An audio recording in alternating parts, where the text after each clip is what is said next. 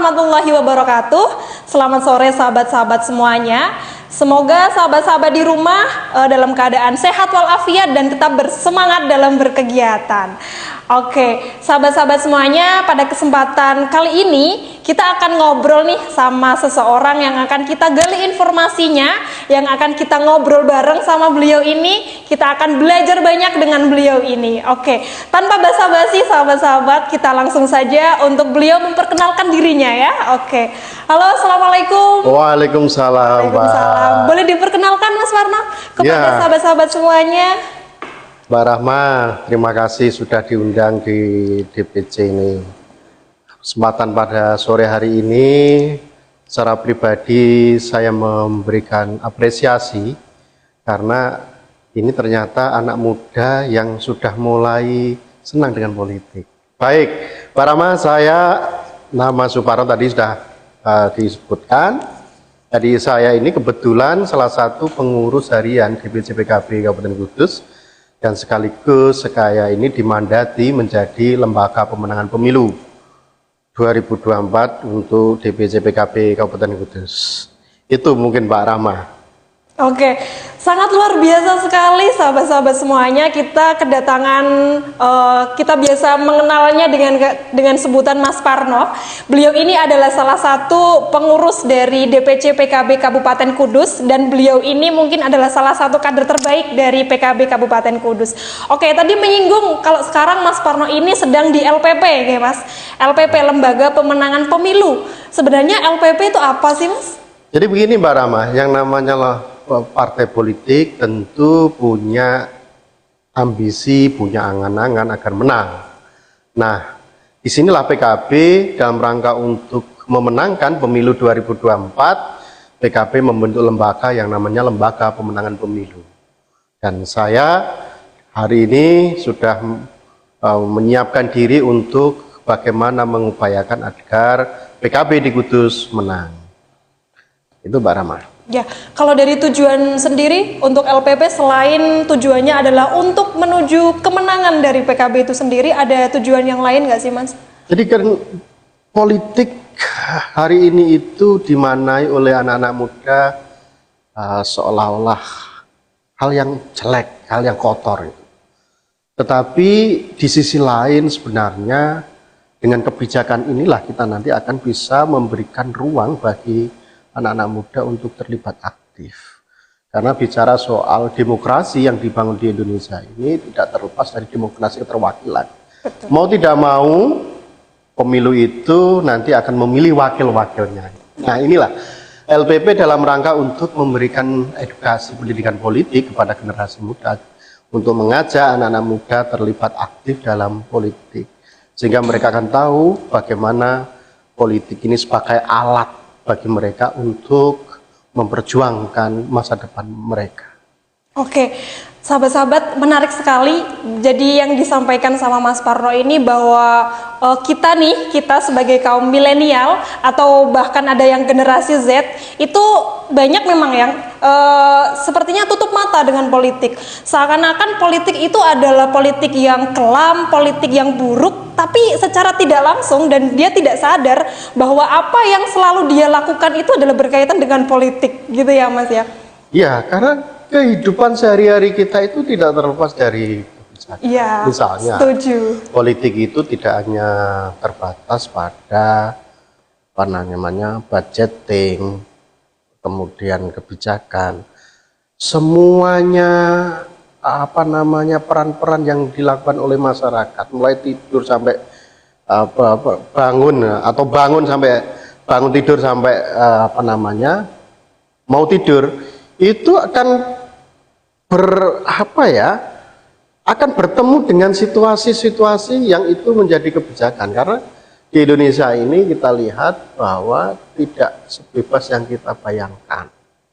Hari ini itu yang namanya orang per orang akan melakukan yang namanya aturan-aturan itu yang harus dipenuhi dan harus ditaati. Nah, Indonesia ini kan dalam konstruksinya bahwa Indonesia ini adalah negara hukum. Betul. Nah, siapa sih yang membuat produk-produk hukum ini? yang membuat ini adalah teman-teman legislasi.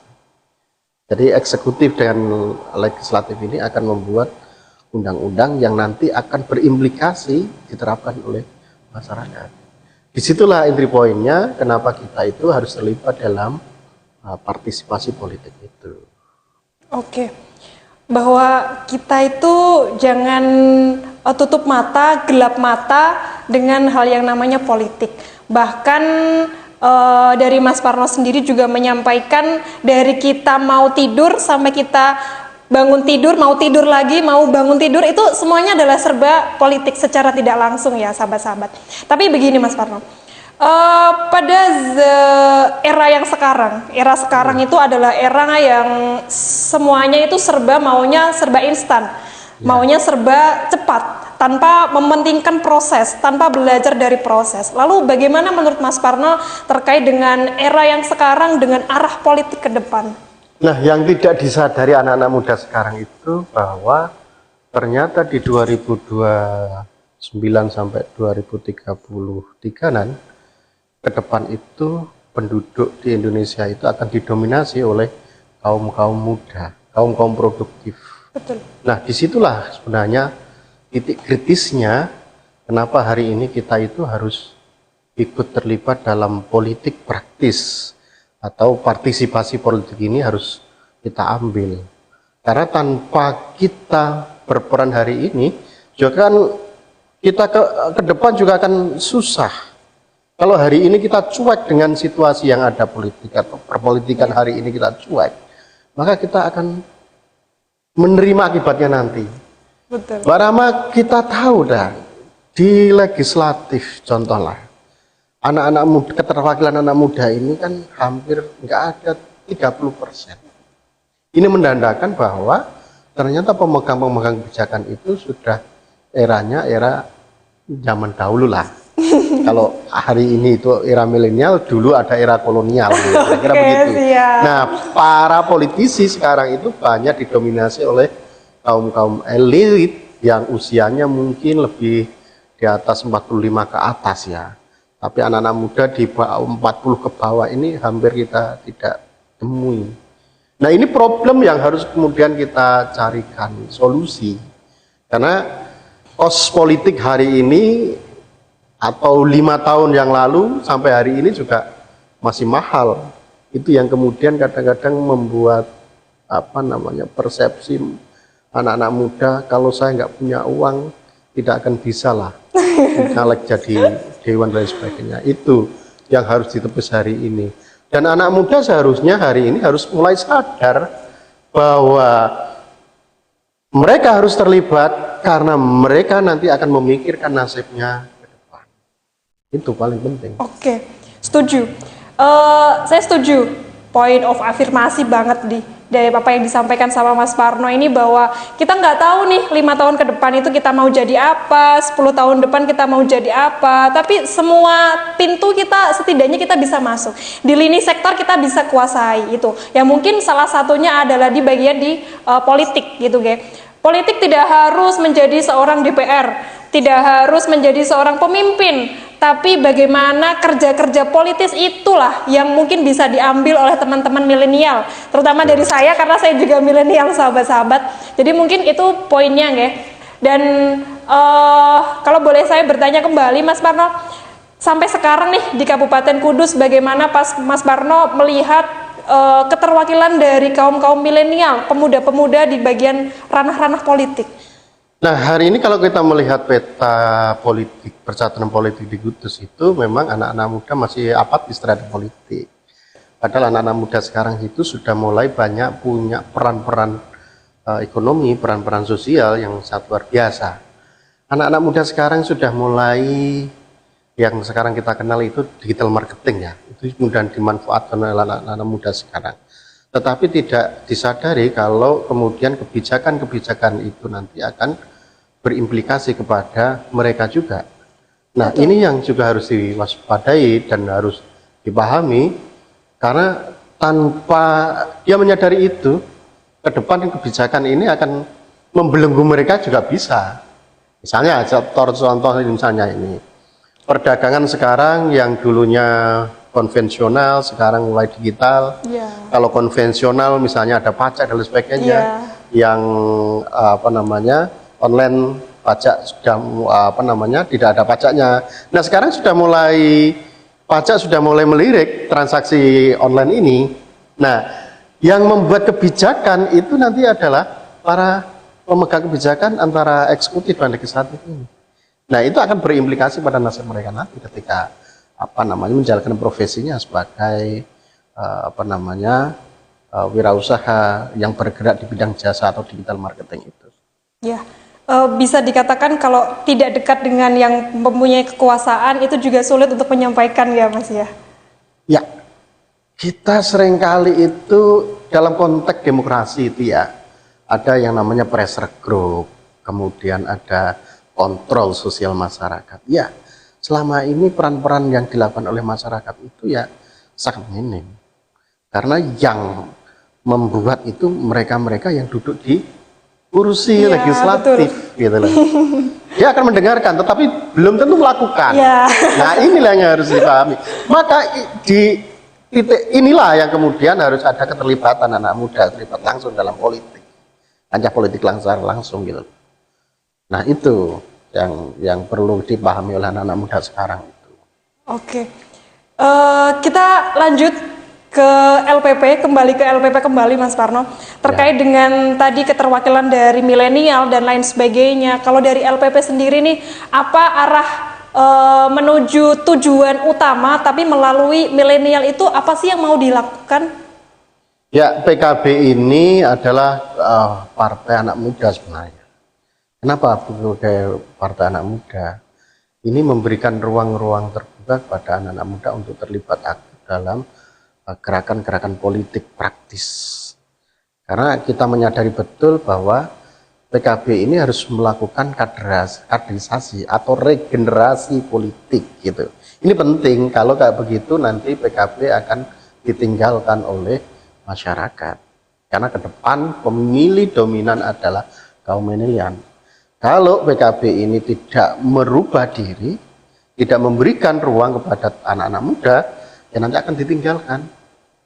Faktanya nanti pemilu 2024 mayoritas pemilih adalah kaum milenial.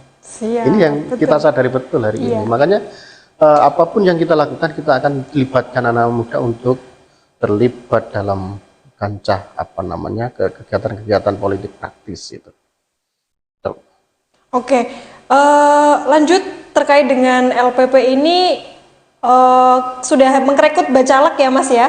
Alhamdulillah hari ini sudah hampir 85%. Alhamdulillah. Bacalek di PKB untuk memenuhi kursi yang ada di 4 dapil. Kudus ini ada di 4 dapil. Iya. Dapil 1, 2, 3, dan 4. Nah, kita hari ini sudah memenuhi sekitar 85%. Doakan saja dalam waktu 1 bulan ke depan pemenuhan kursi di masing-masing dapil ini bisa terpenuhi semua. Amin, amin. Dan utamanya semoga teman-teman anak-anak muda ini, sahabat-sahabat muda ini mau terlibat aktif atau mau terlibat menjadi bacalek terutama. Jangan takut kemudian nggak punya duit dan lain sebagainya. Tidak harus begitu. Ke depan itu adalah kaum milenial itu yang nanti akan jadi penentu. Nah, tinggal bagaimana gesekannya, tinggal bagaimana pendekatannya, tinggal bagaimana tawaran programnya. Ini yang tidak kita sadari adalah begini, banyak bacalek itu hanya berpikir soal dirinya sendiri. Nah, tidak tahu peta persoalan yang dihadapi di daerah dapilnya masing-masing. Coba bayangkan kalau misalnya anak-anak muda ini mampu mendeteksi persoalan-persoalan yang ada di masyarakat misalnya. Contoh di Mejobo, Undaan, Bayi. Mayoritas persoalan adalah masalah banjir misalnya begitu. Pernah nggak ada caleg yang kemudian mengajak diskusi masyarakat soal banjir? Atau misalnya di Dawen Jekulo misalnya. Pernah nggak bacalek ini berdiskusi soal pegunungan yang mulai gundul ini sehingga terjadi abrasi tanah sampai longsor dan lain sebagainya itu. Ini kan nggak pernah. Nah mudah-mudahan nanti sahabat-sahabat mungkin melalui LPP ini nanti akan coba untuk melakukan kajian-kajian itu, sehingga itu yang menjadi ranah untuk diperjuangkan oleh PKB ke depan di 2024. Mudah-mudahan PKB dapat merebut mandat rakyat. Amin, amin. Ya, sahabat-sahabat, mungkin dari penjelasan Mas Parno tadi bahwa keterwakilan atau keterlibatan dari kaum-kaum milenial, pemuda-pemuda itu memang sangat jelas. Nah, memang kendalanya juga sangat jelas, sahabat-sahabat. Jadi apa yang akan kita lakukan ke depan itu kita tidak tahu, tapi apa yang ada di depan kita itu yang bisa kita lakukan. Nah, mungkin melewati hal-hal seperti zona-zona politik maupun yang lain itu bagian dari ikhtiar dari seorang pemuda atau seorang pemudi, bagaimana tujuannya itu mau ngapain gitu, nggih. Lalu terkait dengan LPP ini, Mas, sudah ada 80%, 80% dari kuota dari Bacala kita.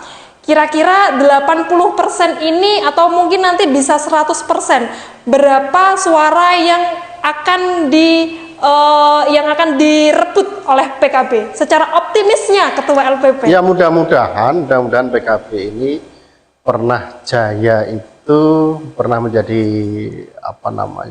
Ketua DPRD ya. Dulu eranya Pak Kiai Haji Asrofi Masito yang sekarang jadi Ketua PJN itu. Dan mudah-mudahan kita akan mengukir sejarah kembali. Kalau dulu mendapatkan 9 kursi, kita akan meraih 11-12 kursi sehingga jadi pemenang di Kabupaten Gegesik. Dan mudah-mudahan dengan kemenangan itu akan menerima mandat masyarakat, mandat rakyat, dan insya Allah PKB akan komitmen apa yang diperjuangkan. Optimis ya, Mas? Insya Allah. Optimis. Bangkit, solid dan menang. Bangkit, solid dan menang. Itu adalah salah satu semangat dari sahabat-sahabat yang ada di PKB, bahwa kita harus bangkit, kita harus solid, dan pasti kita menang. Pasti menang. Terakhir, Mas Parno nih, ada yang mau disampaikan kepada sahabat-sahabat yang ada di rumah? Jadi begini, saya ingin mengajak teman-teman, sahabat-sahabat, khususnya anak-anak muda, marilah kita bersama-sama untuk menginfakkan diri untuk terlibat langsung dalam pergerakan politik praktis. Karena dengan kebijakan itu akan memberikan dampak yang sangat luar biasa kepada masyarakat. Kalau pemegang kebijakan ini salah, maka kesalahan itu akan diterima oleh masyarakat. Tapi kalau kebijakan ini bermanfaat, insya Allah masyarakat juga akan bermanfaat. Jangan takut. Politik hari ini itu kalau kos politiknya mahal, ya itu bagi kita. Kalau kita tidak mampu merebut, meyakinkan, dan melakukan pendekatan kepada masyarakat, insya Allah rakyat sudah mulai dewasa dalam menentukan pilihan. Banyak pengalaman menjadi anggota DPRD itu harus modal di atas 1 miliar, tapi juga ada di bawah 1 miliar jadi juga ada. Ini menandakan bahwa sekarang sudah mulai, masyarakat sudah mulai pintar dalam menentukan pilihannya. Jadi anak-anak muda jangan takut soal ketidakada biayaan itu atau kos politiknya mahal. Kita sendiri sebenarnya yang membuat mahal itu. Kalau kita tidak memberikan mereka dengan uang, insya Allah kan mereka akan. Karena apa? Karena pemilu itu tidak ada kodok. Kalau sholat itu ada kodok. Tapi kalau pemilu nggak ada. Ini yang harus diyakini bagi anak-anak muda. Terima kasih Mbak Rama sudah mengundang kami. Terima kasih Mas Parno. Semoga apa yang disampaikan dapat bermanfaat untuk kita semuanya, dan juga kita bisa mengambil dari apa yang disampaikan Mas Parno, dan juga semoga hajatnya di LPP DPC PKB Kabupaten Kudus dapat terlaksana dengan lancar, sukses, dan pasti akan bangkit, solid, dan pasti menang. Terima kasih sahabat-sahabat semuanya. Sampai berjumpa kembali, dan kita akan ketemu lagi di session selanjutnya yang akan lebih meriah dan akan lebih fantastis gitu ya. Terima kasih dari saya. Selamat sore. Wassalamualaikum warahmatullahi wabarakatuh. Assalamualaikum warahmatullahi wabarakatuh.